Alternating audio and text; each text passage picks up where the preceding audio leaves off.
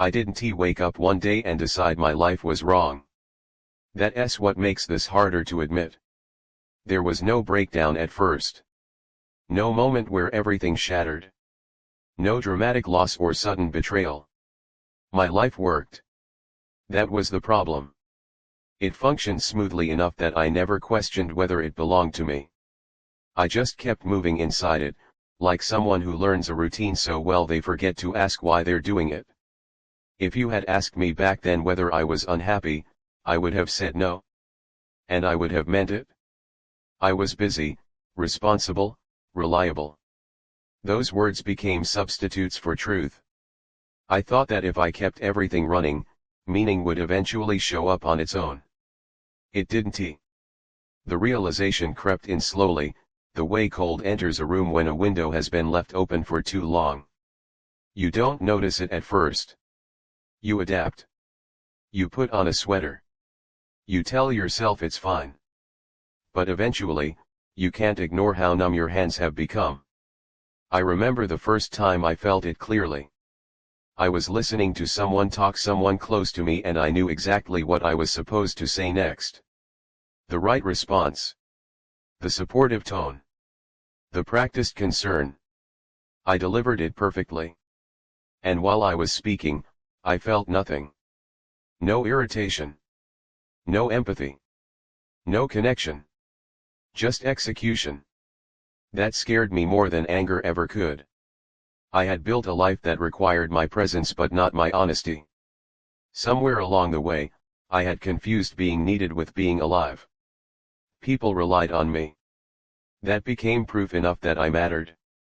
I didn't realize that usefulness can coexist with disappearance, that you can be essential and still absent from your own existence.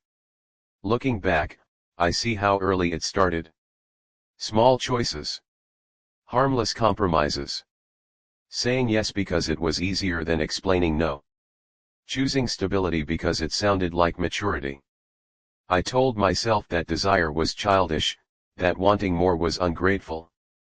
I trained myself to ignore the quiet voice that kept asking, "Is this it?" Over time, that voice grew tired. The strange thing about living someone else's life is that there's no villain. No one forced me into it. No one stole anything from me. I participated willingly. I reinforced it daily. That's why the guilt ran so deep once I finally saw it. You can't rage against a prison you helped maintain. I tried to fix it quietly. Adjustments. Minor rebellions. New habits. Different routines. I told myself that if I optimized enough, fulfillment would follow. But optimization without direction only makes you more efficient at being lost. At night, when everything slowed down, the emptiness became harder to ignore. Not sadness, something worse. A sense of being misplaced. Like wearing clothes that fit your body but not your skin.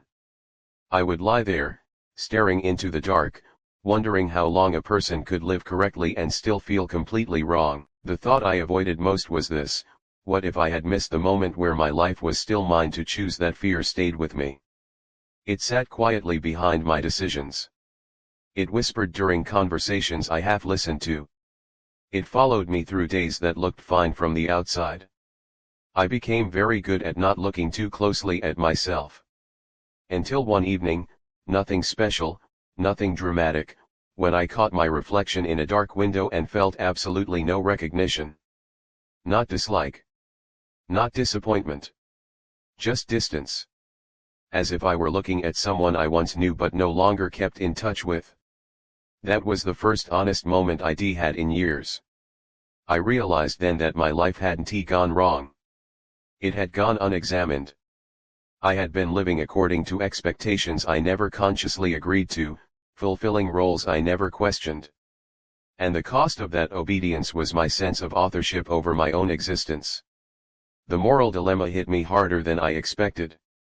If I changed now, I would disrupt everything. People would be confused. Some would be hurt.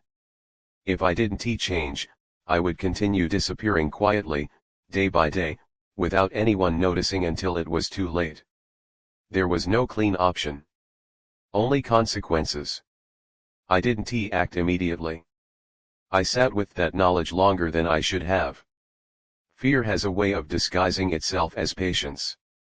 But once you see the truth, you can't fully unsee it. It stains everything that comes after. I began to understand that the real loss wasn't time or opportunity. It was consent. I had never consciously chosen this life. I had simply failed to refuse it.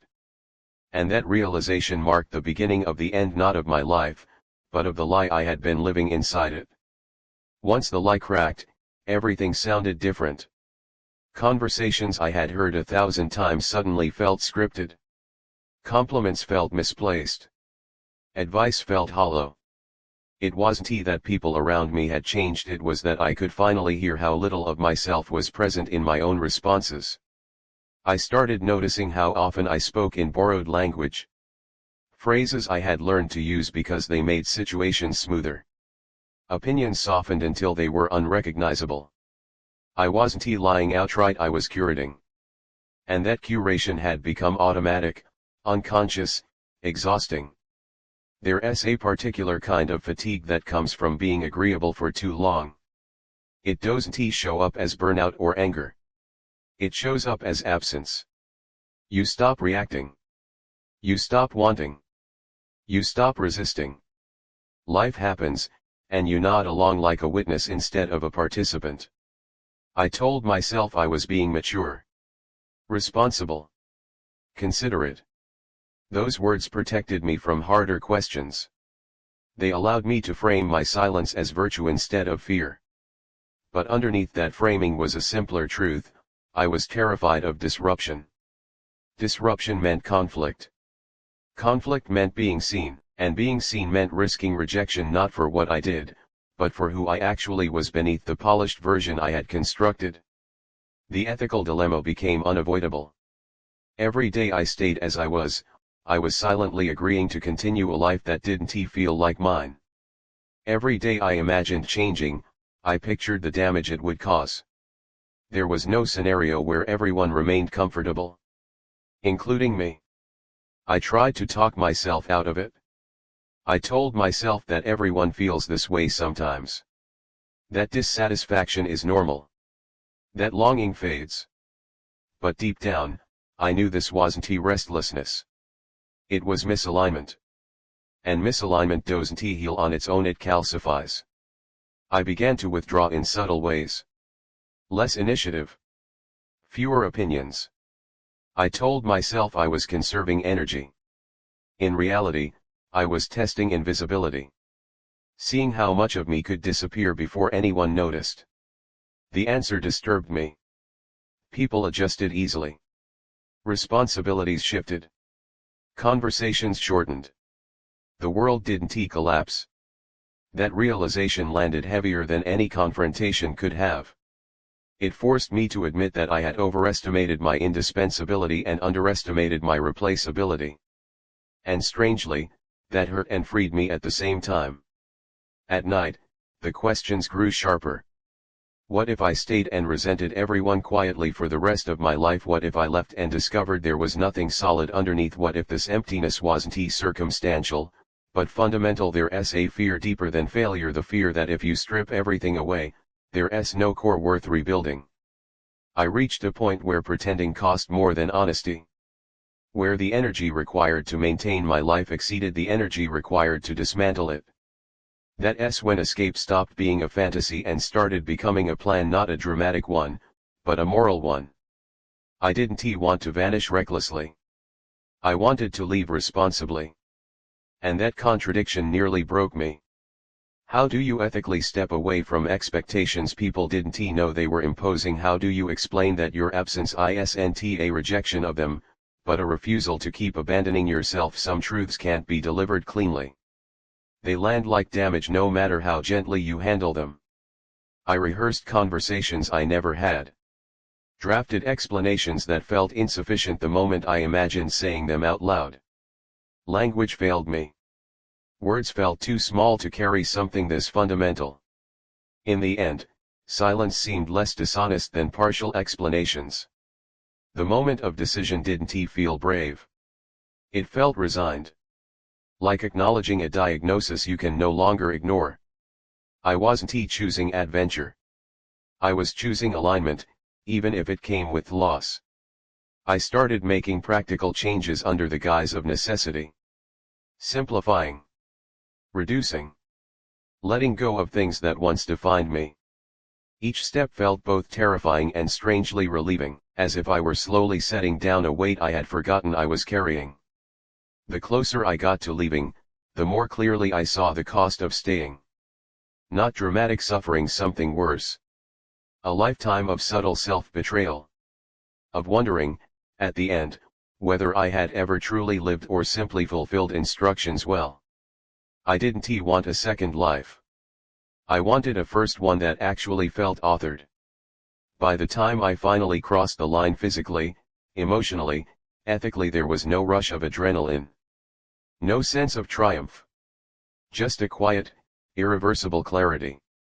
I knew there would be consequences I couldn't foresee. I accepted that. What I could no longer accept was the idea of continuing as a placeholder in my own existence. Leaving didn't make me free. It made me responsible. And that, I would learn, was the harder burden to carry. I thought that once I stepped away, clarity would arrive fully formed. That the fog would lift, that purpose would present itself like a reward for courage. Instead, what came was exposure.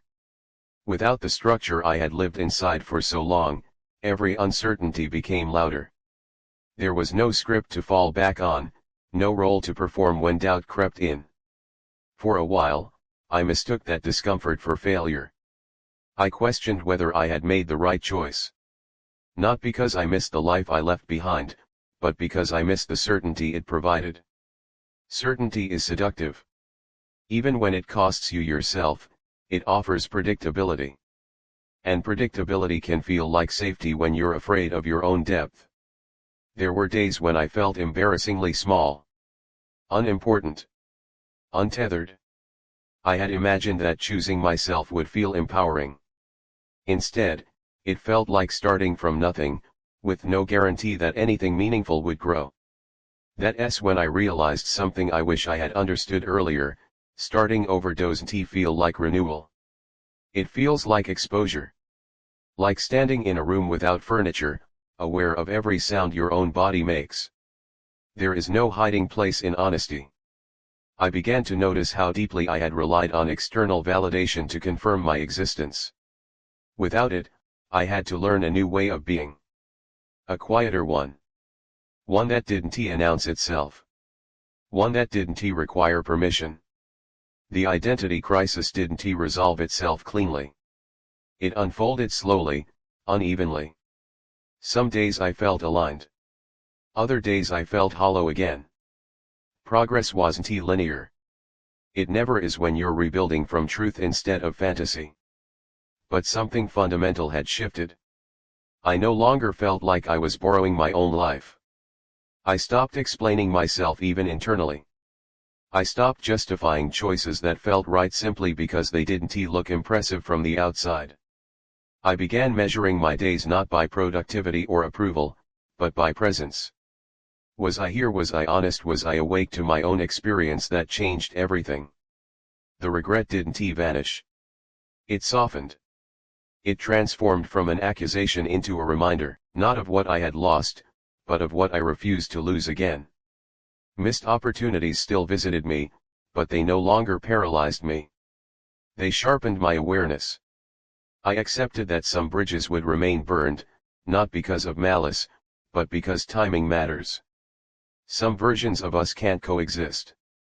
And forcing continuity where alignment is gone only creates longer suffering. I learned to sit with the moral ambiguity of my choice. I may never know whether leaving was the most ethical decision. What I know is that staying would have required continued dishonesty, and that, too, carries moral weight. There's a quiet dignity in choosing not to disappear from yourself any longer. It doesn't look heroic.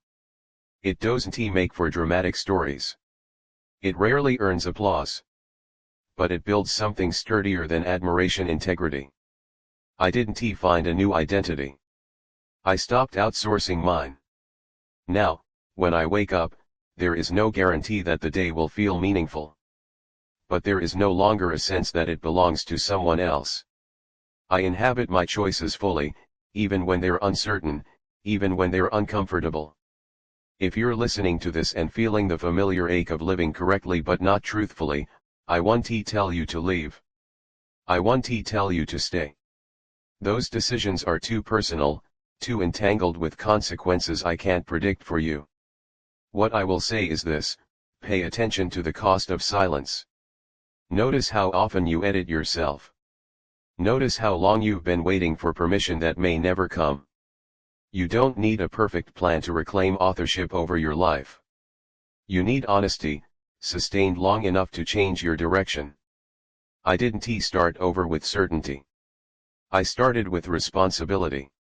And for the first time, that feels like enough.